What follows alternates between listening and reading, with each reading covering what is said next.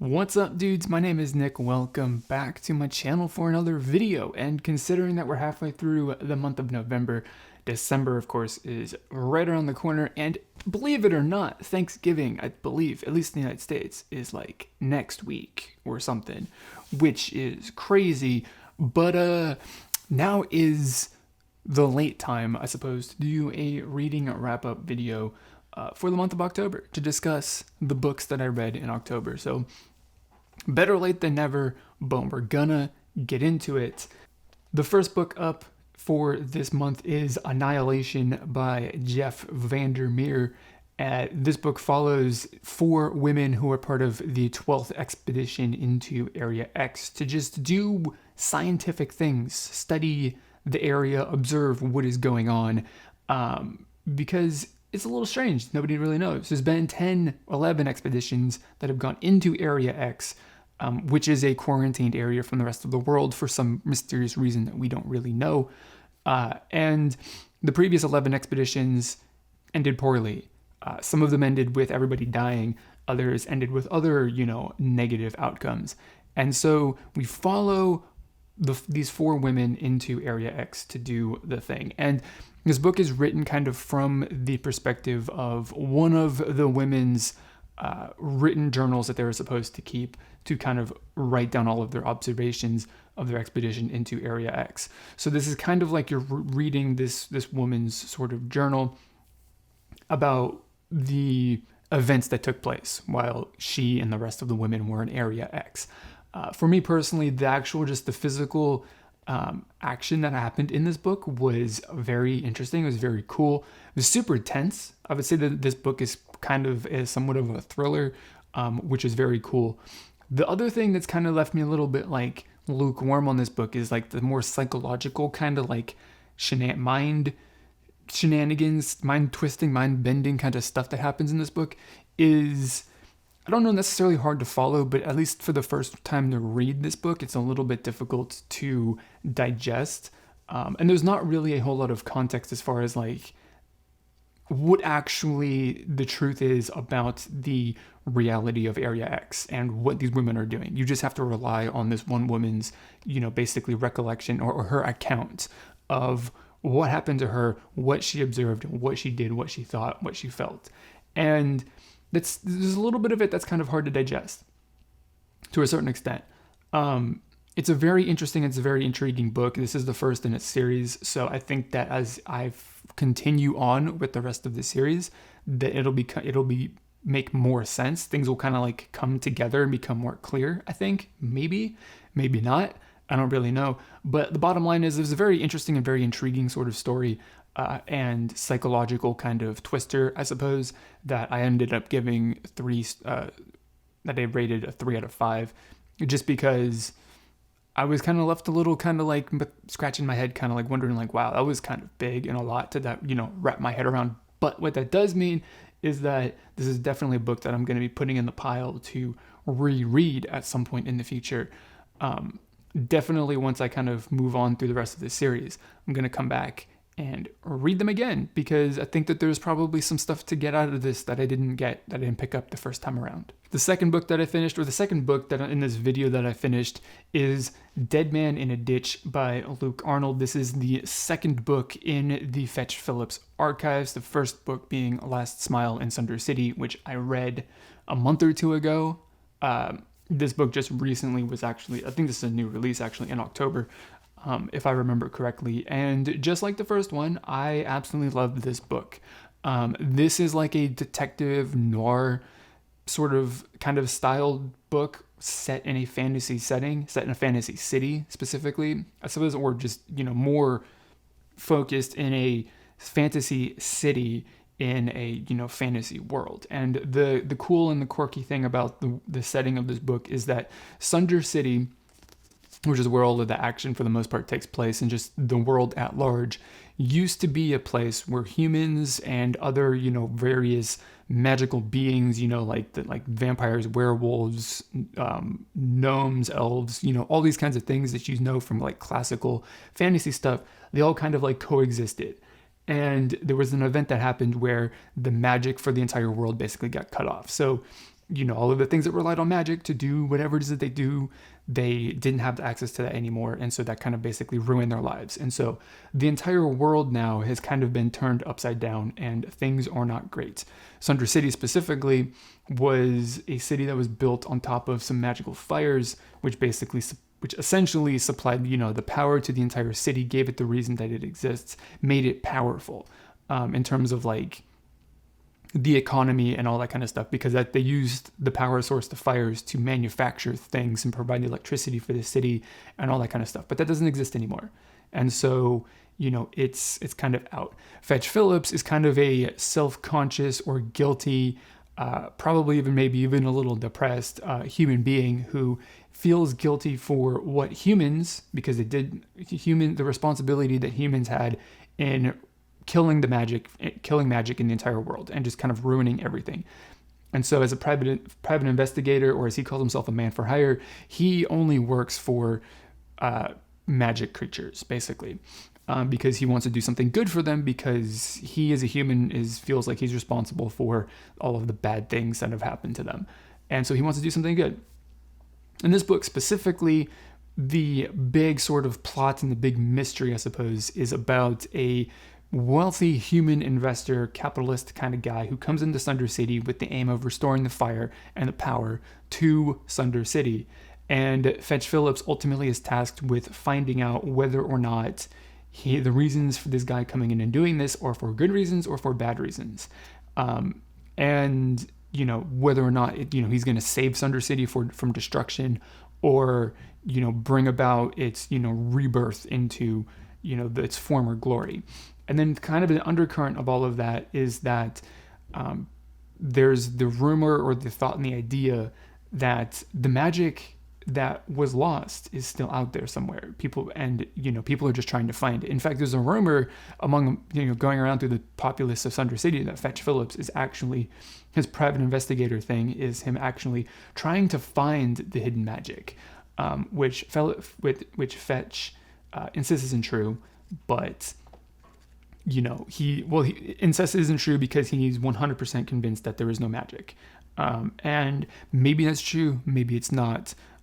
In this book, there's some things that kind of shake that belief, maybe, or maybe not, but all of it is really just tied to finding out whether or not the guy is actually going to, bring Sunder City back to life, or if he's actually going to basically just destroy it. So the bottom line is, I rated this book 5 out of 5. I love the noir thing. The writing of it really sort of conveys that sort of sense in a fantastic way. Fetch Phillips is super, super flawed. He's not like a character, like if you met him in real life, that you probably would like very much, and you definitely wouldn't trust him so much, because he's a pretty shady guy in terms of just like how lives his life. But he's also kind of beat down by the circumstances that he puts himself in, and are just things that happen naturally just from the state of the world. And so there's a little bit of I have a little bit of a soft spot for him. Ultimately, at the end of this book, I definitely like him a lot more than I potentially did in the first book. And he's a cool character. He's got some nuance and depth to him, and so does the world and all that stuff too. It's a very interesting, like the politics and the workings and all that stuff of everything that's going on in the world of this book is fantastic. I love it. The writing is cool too. Super pretty. It's very atmospheric, in the sense of like the whole noir thing.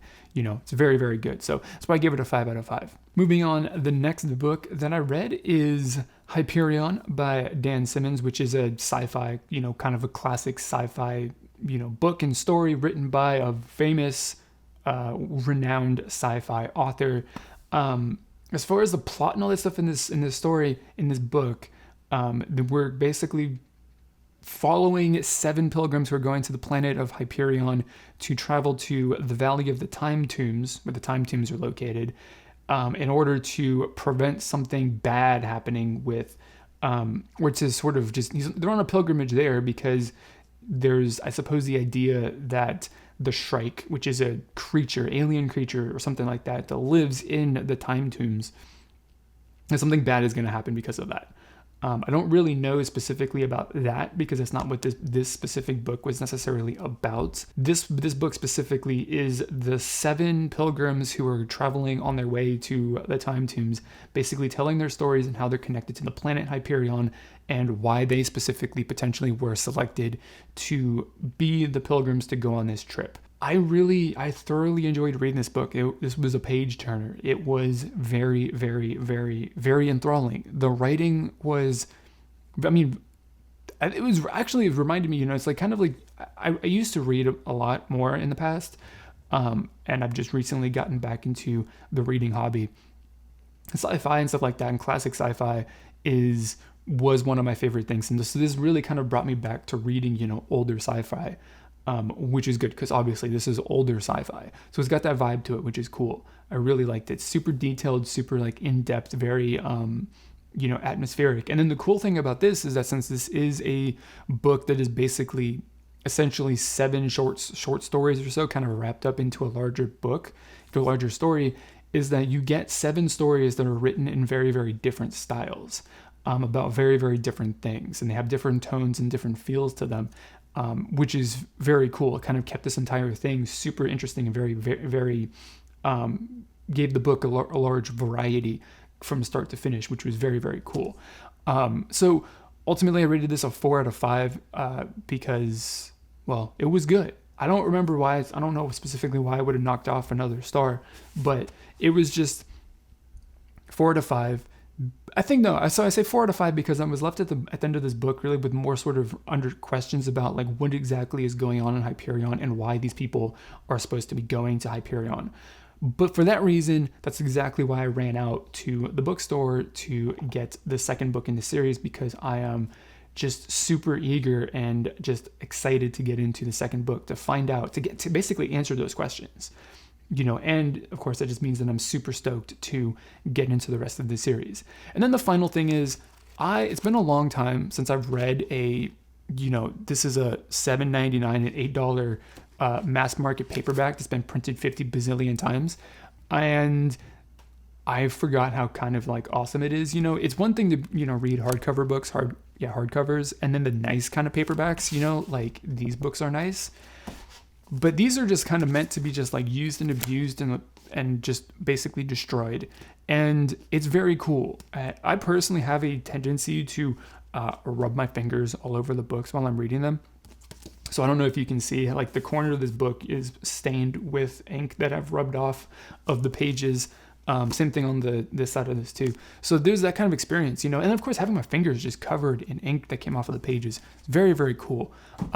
It's been a while since I've read a book like that, which was very awesome. Moving on to the next book, we've got California by Edan Lepucki. I don't know how to say her last name specifically, but this is a post-apocalyptic kind of book set in California, in a world, in a universe that's, well, where resources and all of that kind of stuff has run out, or they are running out, and society is kind of collapsing in on itself. And the wealthy have the ability to segregate themselves from everybody else and, of course, gather resources for themselves. And the poorer people don't necessarily have to do that, or don't have the ability to do that. And so they're kind of just left to fend for themselves. And your option is, if you don't have the money, to basically wall yourself off from the rest of the world. Either you stay where you're at, in this case in the city of Los Angeles, and try and fight it out and survive, or you flee into the wilderness and try and make it there where you potentially have a better and safer opportunity to survive. So in this book we follow Cal and Frida, who actually chose to flee from the city of Los Angeles, from their poor environment there, poor and dangerous, I should say, environment there, to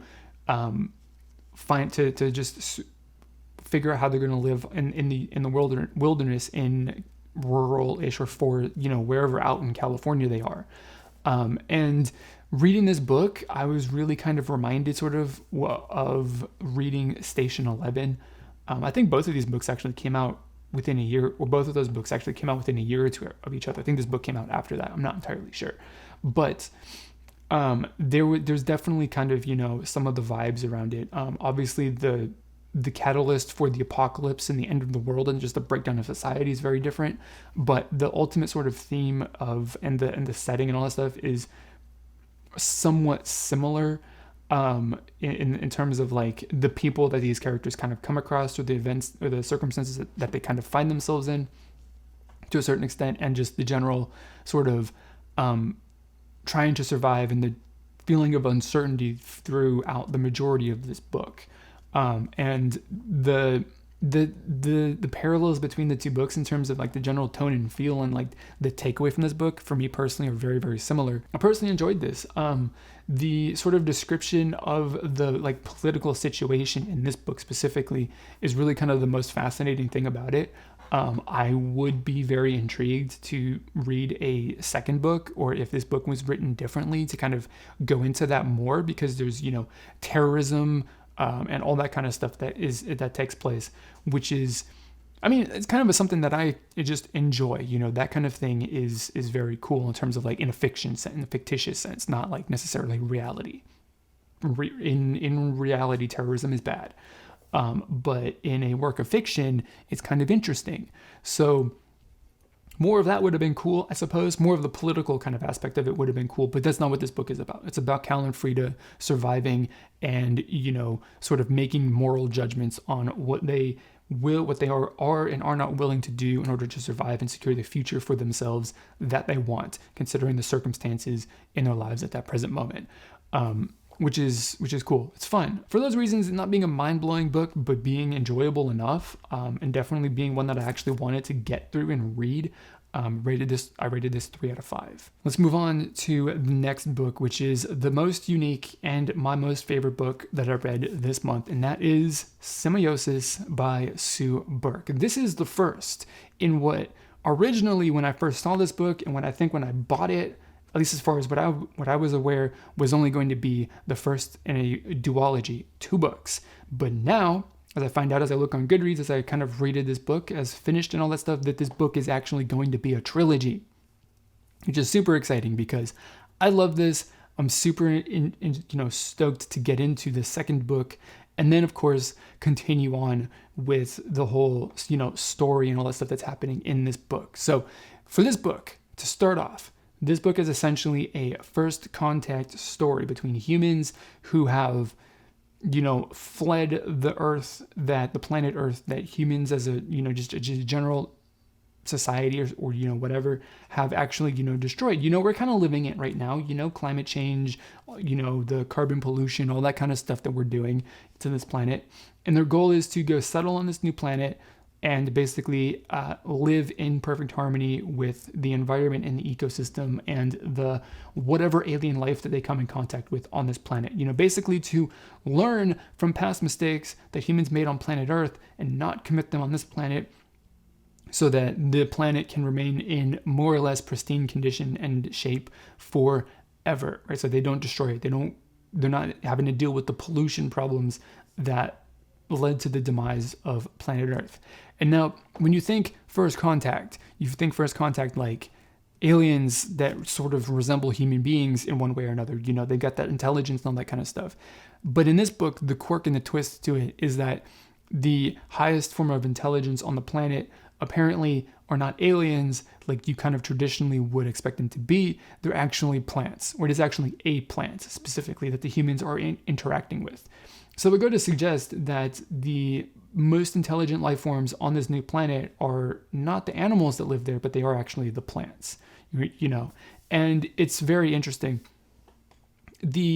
Coming from, our sort of perspective as human beings, where plants aren't necessarily, smart and highly reactive, in the way that we would think, ourselves to be, or other animals to be, or, that we sort of portray alien life to be, is very interesting. Because of course, if you really think about it, there's no reason that an alien plant life on an alien planet couldn't be super intelligent the way that humans are.